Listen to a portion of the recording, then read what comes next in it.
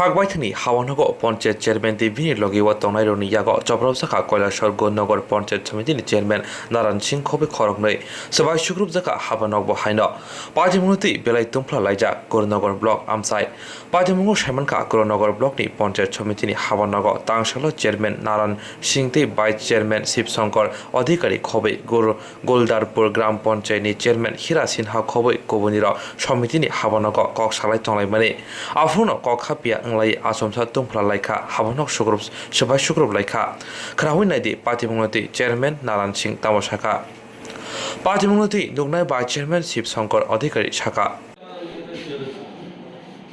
সঠিক কি ঘটনা হয়েছিল আজ? সঠিক বলতে কি ওনারা তো হঠাৎ করে এলেন, আমি তো ছিলাম আমার রুমে। চেয়ারম্যান সাহেব বললেন যে ওনারা একটু আসো আমার রুমে।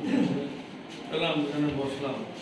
বসার পরে দেখলাম যে ওনারা বারবার একটি বিষয় নিয়ে এই কথা বলছেন, আমাদেরকে কেন কাজ দেওয়া হয় না, কাজ দেওয়া হয় না। উনি বারবার বলছেন আপনাদের রেজুলেশনও নেই, এস্টিমেট নেই, এস্টিমেটটা বানিয়ে আনুন, আমি তো কাজ দেবো বলেছি। তবে একসঙ্গে তো আমি আর 10 লাখ টাকা দিতে পারবো না, 3টা পার্টে আমি 10 লাখ টাকা দেবো না, একসঙ্গে দিতে হবে।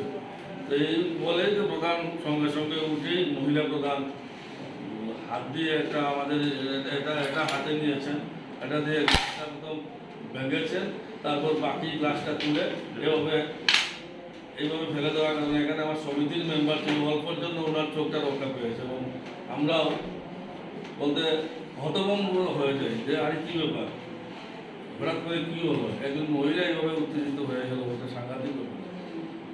এই আর কি আর বলবো, লজ্জাজনক ব্যাপার।